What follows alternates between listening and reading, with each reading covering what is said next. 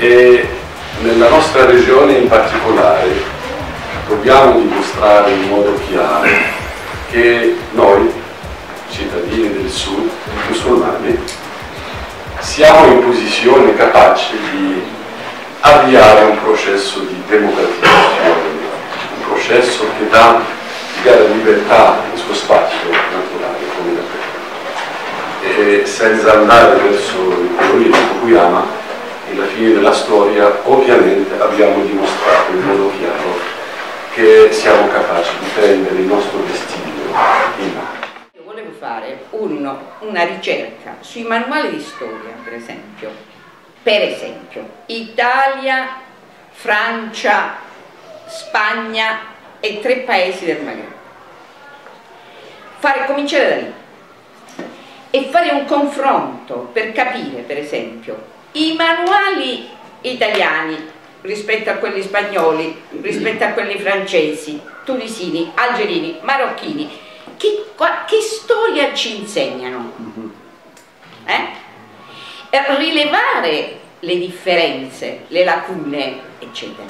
E poi eventualmente proporre la possibilità di una scrittura dei manuali che sia una scrittura comune e che quindi nella scuola francese, spagnola, italiana, algerina, marocchina e tunisina i ragazzini, per esempio, possiamo scegliere una fascia di età, abbiano un manuale dove queste storie si raccontano secondo le realtà attuali. Le due rive, le rivolte e le piccole riforme hanno permesso di cambiare il governo, ma queste riforme sono state ben misurate e fatte in modo di soffocare le rivoluzioni. In Egitto e in Tunisia, in particolare, hanno prodotto un impasse sul piano istituzionale, malgrado l'accesso dei fratelli musulmani al potere. In Egitto la legittimità del presidente Morsi eletto è seriamente contestata e sembra quasi impossibile fare un regolare processo a Mubarak. L'economia è in una situazione catastrofica, perché questo lo sappiamo, anche perché il sostegno finanziario americano anche è condizionato. La Tunisia presenta delle condizioni economiche precarie analoghe, anche se con sfumature politiche differenti. Nei paesi della sponda nord, in Grecia e in Spagna, si succedono al potere le stesse personalità politiche che hanno provocato le crisi. Dalla prospettiva della libertà, la democrazia e le développement. Aussi la dignité. Et alors c'était le 2011, vraiment, les politiques de l'Union européenne qu'on avait fait depuis 1995 jusqu'à 2008, on a pris conscience depuis l'Union européenne qu'on ne pouvait plus faire de la politique, faire des programmes pour la Méditerranée sans compter avec les citoyens de la Méditerranée. Le nouvel acteur qui est sorti en force, maintenant, c'est au cœur de toutes les politiques qu'on essaye de dynamiser depuis l'Union. La première question, c'est est-ce qu'on peut dire qu'il y a eu un printemps arabe ou est-ce qu'il y a eu des printemps arabes? Tant est importante et tant est prégnante l'histoire de chaque pays, la culture de chaque pays, le degré d'avancement de chaque pays et le niveau d'ouverture politique de chaque pays. Donc la première question, c'est est-ce qu'il y a eu un printemps arabe ou des printemps arabes? La deuxième question, c'est ce printemps arabe, entre guillemets, puisque c'est encore un débat, ce printemps arabe, qu'est-ce qu'il a prouvé? Il a prouvé, que le monde arabe n'est pas comme d'habitude, comme il l'a été pendant longtemps, uniquement consommateur devant la télévision d'images, mais qu'il est peut-être lui aussi, qu'il peut être producteur, non plus seulement consommateur, comme dirait Hannah Arendt, un badaud, mais qu'il pourrait être aussi producteur d'événements et d'images. La deuxième chose que le printemps arabe a prouvé, c'est que l'idée démocratique n'est pas une idée du Nord ou une idée du Sud, mais que c'est une idée qui est constitutive de notre humanité, que ça n'appartient pas géographiquement à un contexte ou à une civilisation donnée. Après la chute du dictateur Ben Ali et de son régime, la ministre des Affaires étrangères américaine, à l'époque, Madame Hillary Clinton, est arrivée à Tunis. Et elle préparait son discours.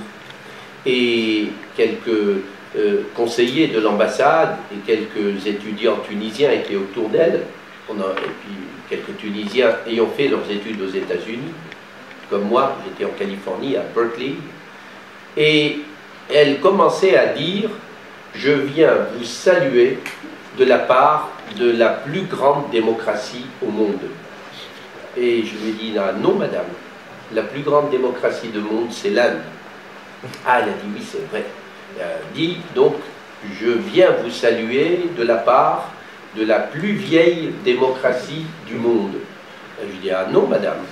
Il y avait Rome, il y avait Athènes, il y avait Carthage. Et vous êtes ici sur le sol de Carthage. Le Sénat de Carthage était élu par des citoyens. Bon, malheureusement, à l'époque, les dames n'étaient pas citoyens. Et à l'époque, il fallait être propriétaire terrien pour être citoyen, donc électeur. Mais rappelons que Hannibal a été élu par le Sénat, il a été vidé par le Sénat. C'était il y a plus de 2800 ans. Cette terre avait connu ces démarches vers une construction démocratique. Donc elle était embêtée. Et voilà ce qu'elle a dit dans son discours officiel. « Je viens vous saluer de la part de la plus vieille démocratie du monde sans interruption. » Je lui dis, c'est à moi.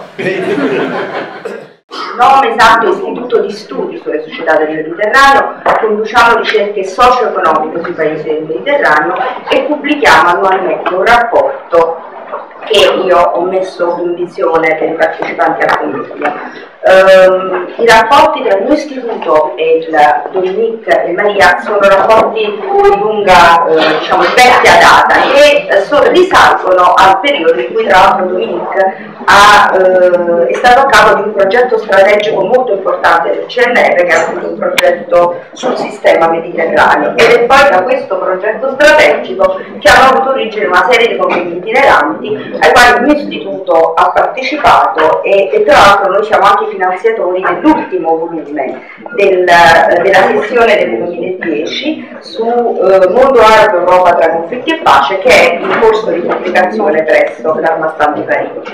Quindi io rappresento l'istituto, tra l'altro il mio istituto parteciperà al convegno anche con altri colleghi che saranno qui domani. Per quanto riguarda l'acquisizione di cittadinanza, no?